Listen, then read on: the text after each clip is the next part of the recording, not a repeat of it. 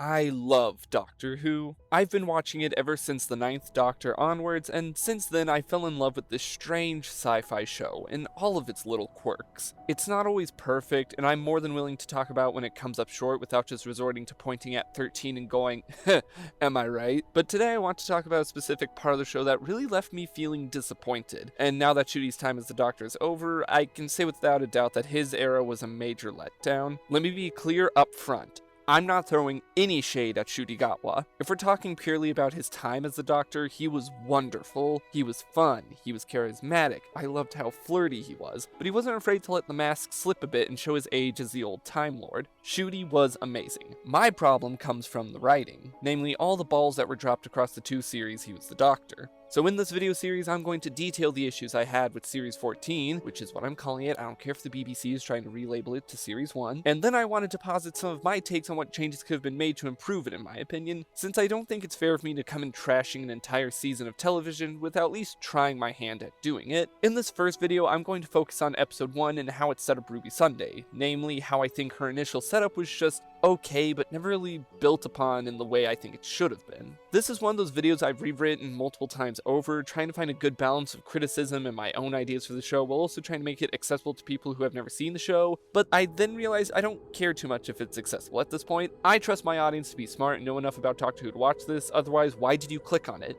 Do you just like me? If so, thank you, but I'm sorry I'm not going to hold your hand through this. If you've never seen Doctor Who, not only is this video series going to spoil just about all of Series 14, but it will probably also give you false pretenses on Series 14. Just because I don't like what they did with it doesn't mean you won't, so I fully recommend that if you haven't yet, pause this video, go binge all of Series 14, then come back. Don't worry, I can wait. You good? Good. So you being back means you either agreed with me on Series 14 being a letdown and want to see what I have to say, or you don't care about spoilers or preconceived opinions on media you haven't consumed. Either way, sit back, grab a snack, I'm gonna pitch my take on Doctor Who Series 14 Episode 1. Also, to set expectations properly, this isn't from a ground-up rewrite or completely new story, since I feel like at that point it'd be less of a criticism of Series 14, instead just purely fanfiction. So I'm going to use the current Series 14 as a skeleton and work from there. That way I can not only bring up the shortcomings of Series 14, but also compare and contrast with my ideas. If you dig that, cool. If not, I don't know. Go write your own Series 14 and tell me about it in the comments.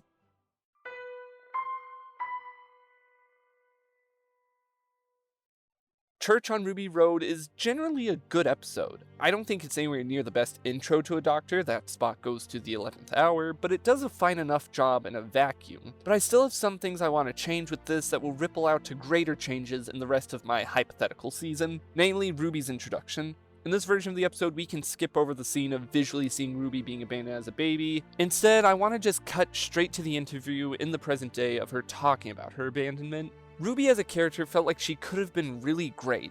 The basic concept of a character with abandonment issues being paired with the Doctor, a character who is constantly abandoning the people around him, is such an interesting dynamic the series hasn't really done before. Closest you get is 11 accidentally leaving young Amy Pond for 12 years back in the 11th hour, but even then her conflict comes more into how the Doctor specifically abandoned her and not a general fear of being left behind. In the actual Series 14, Ruby's abandonment issues rarely come up at all, to the point that it's even hard to say if she does have them. And I mean that in a character sense. Like, of course she still wants to find her mom, that is literally the main plot point of this season, but that's all it is, a plot point. Rarely throughout this season does her being abandoned by her mom feel like it's actually a part of Ruby as a character. Well, except for one episode halfway through the season that actually feels like it starts to try and ingrain this as a character trait for her, but then it ends up being way too confusing, almost intentionally so, to really dissect and understand what's going on, and then Ruby forgets basically everything that happened in that episode afterwards, so like,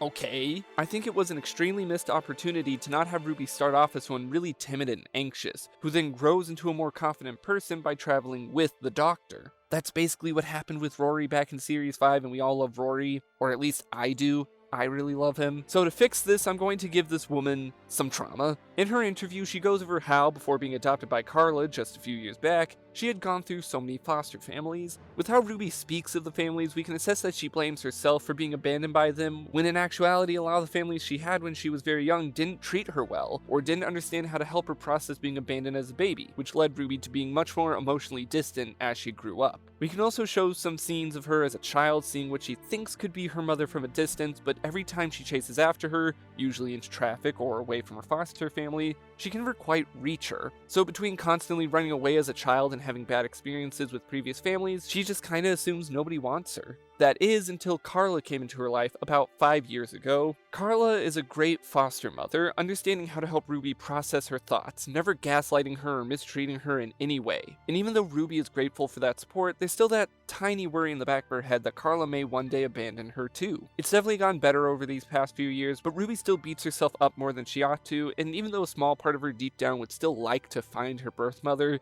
she's finally starting to get to a point in her life that she's content and happy with who she considers to be her true mother right now. Carla, though, is absolutely a great mother. I don't want to change that, but I think her dynamic with Ruby should lean a bit more on the side of trying to get her to try new experiences. In the past 5 years, aka some of Ruby's most formative for someone growing up, she's had the same few friends, and while she's proud of Ruby for stuff like forming a band, she still wants her to go out and see the world. She's still supportive and isn't trying to mama bird style get her baby to leave the nest, but she still encourages Ruby to take chances and go out and find herself. Wow, I wonder if Ruby is going to be given the opportunity to go out on crazy adventures to really find herself in the future. I know this is a lot of exposition. Ideally, the show wouldn't just state all this outright, but it's kind of hard for me to do a show don't tell sort of thing, but trust me, in this version of the show, we'd get all that exposition naturally. I just don't want to sit here and write the dialogue on a scene-by-scene basis. I'd also like to explore the idea that part of helping Ruby process was helping Carla raise the different foster children. I know in this version, Ruby was only taken in by Carla 5 years ago, but we can just establish that Carla doesn't take in just one kid at a time, and that way we can have a few kids in the apartment of different ages to give Ruby a quote-unquote family. They don't have to play a wider role in the season. I'm not looking to reinvent Clara's school kids from Series 8. I just want to plant this idea that part of Ruby's growth as a person has been helping take care of other fostered kids. Oh, also, I know I skipped over them, but we're keeping all the bits of the goblins messing with Ruby. I'm mostly trying to focus on the character stuff right now, so I didn't bring them up, but they're important for the overall plot, so we keep it. Especially 15's introductory scene at the nightclub and with the snowman. Dude, the way 15 gives off this tired but hopeful aura as he's dealing with the officer is so good and convinced me right away that Ncuti was going to be a great doctor. Lulubelle can still arrive at the Sunday's residence all the same, and to keep it simple and not have to worry about all the other kids in the apartment, we can say that Carla has to run them to various errands, and Ruby steps in and offers to watch Lulubelle for her. With Carla trying to say no, it's Ruby's birthday, she should spend it with friends, but Ruby insists that this is how she wants to spend her birthday. This is the first time Ruby's had to take care of a baby in a while, and since she's trying to move on from her past, she wants to make sure this baby does not feel abandoned or unloved like she did growing up. Really hammer home this idea that despite coming from a broken life and a traumatized life, she wants to impart some good onto the next generation. She wants to make sure that those she takes care of do not end up like her. And as she's making this personal vow, cue goblins kidnapping the baby. Like I said, we're keeping the goblin plotline basically the same because despite what I'm going to say later in the series about the more fantasy and magical elements of the season, I think the goblins are actually great world building, and I think their whole rope language and magical time bimbling is a lot more interesting than stuff like, oh, I don't know, we made her special, so the universe made her special. God, I have a lot of choice words for Empire of Death. You don't even know how much I hate that episode. I also want to keep the goblins as their kidnapping plot is kind of a foil to Ruby's abandonment, because what's a kidnapping but the opposite of child abandonment? That's probably what RTD meant by this. It's like poetry, it rhymes sort of. So we have the goblins kidnapping Lulu with Ruby hot on their trail. She bumps into the doctor and they get captured.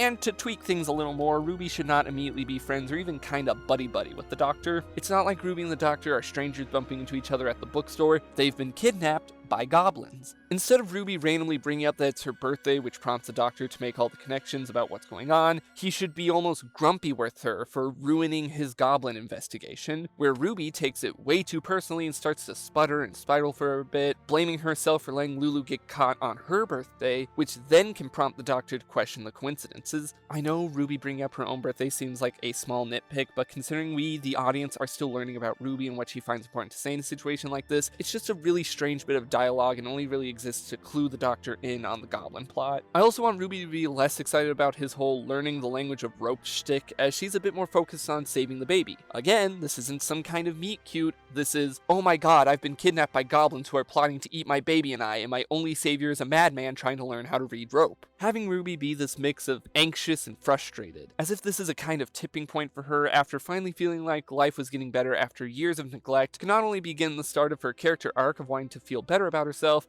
it would be a more realistic reaction to all of this nonsense going on instead of laughing along with the Doctor. You could make the argument that laughing and joking with the Doctor is a coping mechanism for her to not just spiral out of control, but that just kinda points back to my earlier issue that Ruby doesn't really feel like she has an arc of any kind, or grows into someone who can crack jokes in the face of danger, as she already basically starts out like that. I'd also want to better focus on Ruby's reaction to the Doctor spying on her. Like when he first said something about his goblin investigation, he can let slip that she should have stayed in the flat like he knew she should have, and since Ruby first takes the criticism personally, she wouldn't pick up on that right away. But once she's seen the Doctor's crazy antics works and frees them, she starts to think back to what he says and asks, "Why did you think I'd stay in my flat?" To which he'd say something like, "Oh, because I was keeping an eye on you with those goblins about." And then she'd realize he was the guy from the club. You get some apprehension and suspense from Ruby as she thinks he's a crazed stalker or perhaps working with the goblins. Could maybe have a fun little scene of them trying to sneak around where the Doctor has to explain what's going on whilst trying not to sound even more like a crazed stalker. Classic Doctor Who shenanigans. I also should make it clear I don't want these two to be constantly bickering or for Ruby's whole thing to be constantly suspicious of the Doctor throughout the whole series, or hell, even throughout a majority of this episode. I love Millie Gibson and Ncuti Gatwa's chemistry when they are acting like great friends. My issue is that the show didn't really let us see them grow into that friendship, and instead kinda just have them be best friends pretty much right away.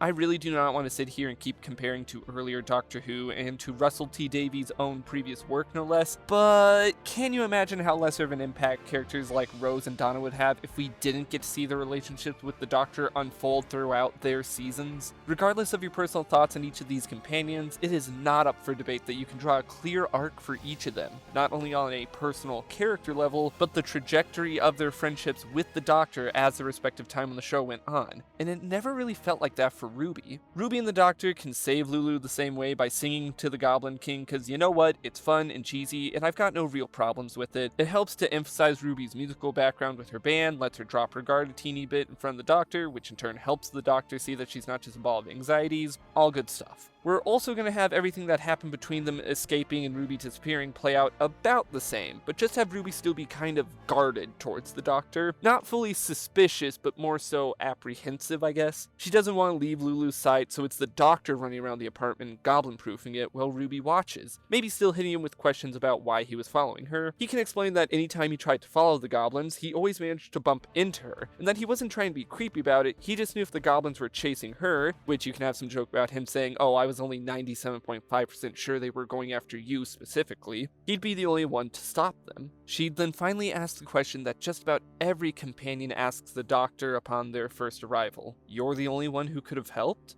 Why's that?"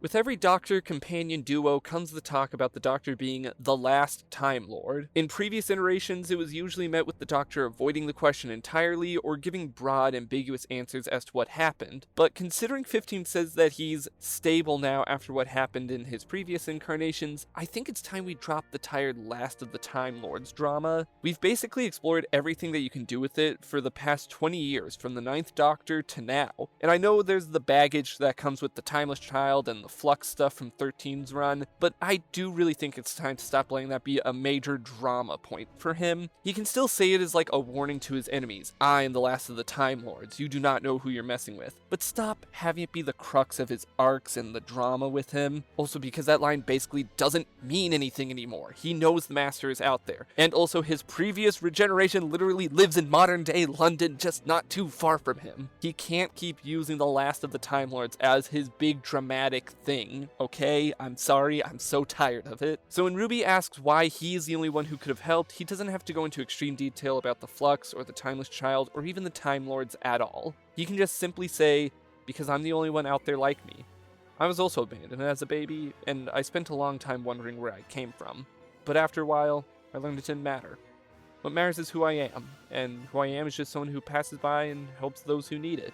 and that makes me happy. Then Ruby would say something like, I'm sorry you don't know where you came from, but I'm glad you know who you are, and thank you for saving us. I've had a hard time in my life with people who wanted to hurt me or who didn't really know how to help me or didn't even try in the first place. But it's good to know there's someone like you out there, and that it's not restricted to people who I would consider family. I've been fortunate enough to not know what it's like to be abandoned in the way that Ruby has, so I'm really hoping I don't offend anyone with my goal of making Ruby more emotionally vulnerable, but I have known people in my life who have gone through it, or similar emotional traumas, and when I watched the original Series 14, it felt like Ruby being abandoned by her mom wasn't there to serve her character or share any deeper message. It was there purely for the plot and to set up a twist that wasn't really good in the first place, in my opinion, which makes the idea of giving her this backstory feel cheaper, as if they didn't want to tell a story about abandonment or found family or the meaning of it. So rather than rework the story of Series 14 to give Ruby a new background and nix the abandonment issues altogether, I wanted to instead tell a story of someone in Ruby's position growing from their past instead of basically ignoring it.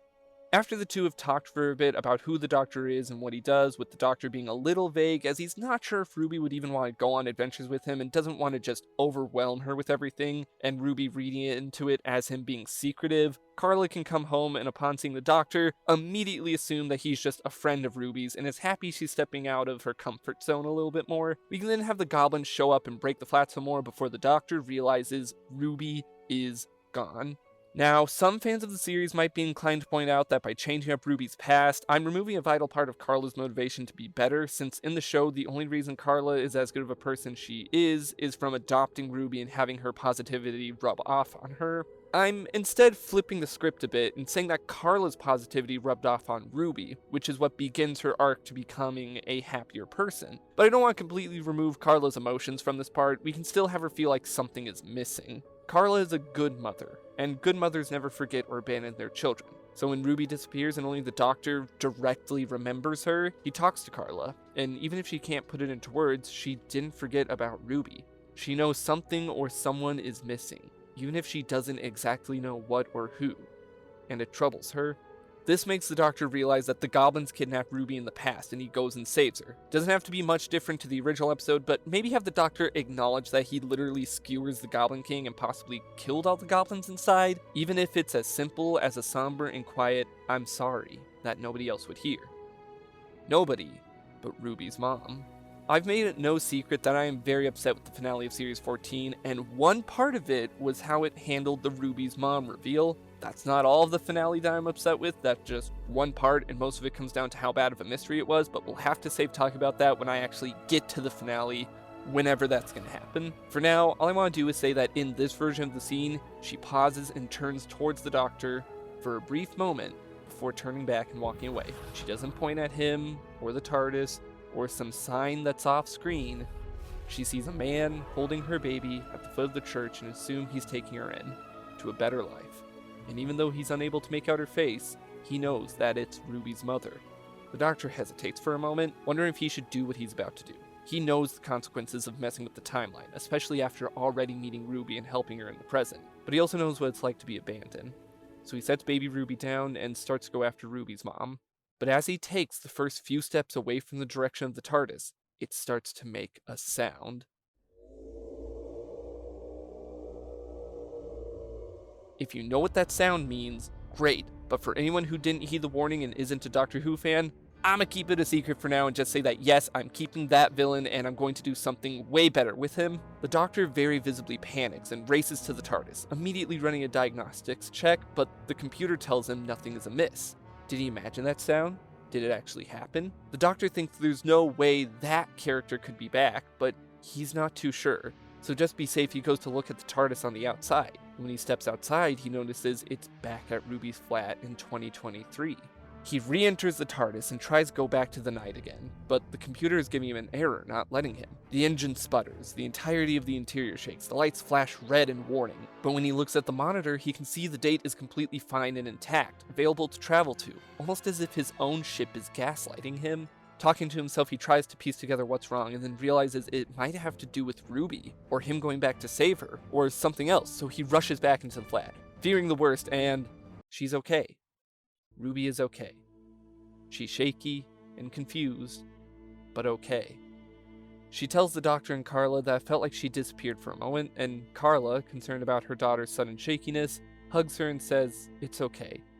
You're always here to me." Seeing that Ruby is alright and inspecting around the flat a bit, the doctor's now worried about why he can't go back to that night again. He starts to wonder if maybe he should take Ruby with him, worried that if something like this would happen again, he can't go back, that she wouldn't be safe, and he looks at Ruby and Carla, and he calms down.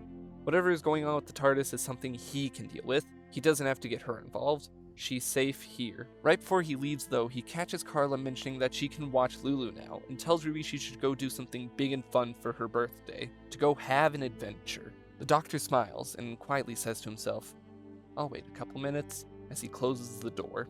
Ruby turns, saying she was maybe going to talk about doing something with the doctor when she notices he left, and is more than a little sad that he didn't say anything, but figures he might be gone now that the goblins are dealt with. Ruby and Carla talk more about the day, with Ruby realizing that the doctor is a time traveler and wonders if maybe, just maybe, he can take her back to see her mom, or that he can help her be happy in the same way he learned how, or that at the very least, this would count as having an adventure. She kisses Carla and says she's going to go with the doctor for the day and bolts outside. She looks around and doesn't see the doctor before asking her neighbor where he went, being pointed towards the TARDIS. Slowly, she approaches it. She reaches for the door and hesitates. She doesn't know what's inside or what she's about to step into. For the first time in 5 years, Ruby is running from her family to try and find something. Maybe she'll find her mother. Maybe she'll find herself. Or maybe she'll find nothing. She starts to actually think about this logically. How could she even do this? Just abandon her life like this and run off with this stranger, all because she got her hopes up about being happy? How can she know this is even right for her? Hell, the doctor abandoned her back at home without so much as a goodbye. Maybe he doesn't want her to come along. Maybe she doesn't deserve to go on an adventure like this. She turns around, walking away from the TARDIS, when she hears the doors open. The doctor steps out. "I realize I didn't say goodbye. I'm really sorry about that. But if it would make it up to you, you could come along." Ruby turns to him. "You're a time traveler, aren't you? Is it that obvious? So can you..." "No. I'm sorry, Ruby. I can't take you back to see your birth mother. There are places I can't go, things I can't do, rules that I can't even break." She looks down, now even more anxious about going. "So where would you take me then?" "Well, considering I am using the all-encompassing passage of time from the Big Bang onwards outside of that one night as an apology gift, I'd say we can go just about anywhere. And be back by tomorrow so my mom doesn't think you kidnapped me." He chuckles. "Give or take a few hours. What do you say, babes?" And now Ruby, being presented with the chance to do something for herself, something that doesn't involve finding her birth mother or feeling like she has to prove herself, something that has the chance of letting her be happy on her own terms, knows there's only one answer. "Yes, I'm ready to find out who I am." He opens the door, shows her inside, lets her soak it all in before turning around. He snaps his fingers, the TARDIS shuts its doors, and we hear that amazing groaning, wheezing sound as the ending stinger plays. No, I'm not doing the Mrs. Flood teaser. She did not need to be set up this early. She had no impact on Series 14. RTD, why did you do this? And that's my pitch for how to change up Church on Ruby Road. Maybe it was a little long-winded when it could have been summed up as, I want to bring Ruby's abandonment issues to the forefront of her character and make them more meaningful. But I want to actually put my money where my mouth is in terms of showcasing how these changes can help flesh out Ruby as a character. I truly mean it when I say Ruby not getting the depth she deserved is one of the show's biggest missed potentials, and I intend to explore it more in the following episodes in this series. I know I didn't go in depth on the Doctor too much this episode or what his arc could be, but I personally think that at this point in the story, the focus should be far more on the companion side of things. By now in Doctor Who, we had just gone through the 50th anniversary specials that did a lot of introspective work for the Doctor, and considering 15 is supposed to be a more emotionally mature and well-rounded iteration as opposed to basically every post-revival Doctor who had seen some big emotional and dramatic cloud hanging over their head, we don't really need to immediately delve into anything too deep for him, especially with what I'm going to put him and Ruby through in the rest of my hypothetical Series 14. That isn't to say there won't be any kind of arc for him or any lesson for him to learn. If anything, the fact he's a bit more happy-go-lucky compared to his previous few incarnations is something I want to work with for the finale, but I'm going to keep my hand close to my chest on that one. But let me know what you guys think for this. What are your thoughts on how I changed up stuff? Do you like what I did for Ruby? Did you prefer how the real episode did it? All that stuff. Obviously, for the next video, I'm going to try my hand at making changes for Space Babies, And I am already not looking too forward to that one, because at least quite a few people liked Church on Ruby Road, and it wasn't almost unanimously considered a weird or straight up bad episode upon release. Can you tell I don't like Space Babies that much? But thank you for watching, I hope you enjoyed, and I hope to see you next time. Bye-bye.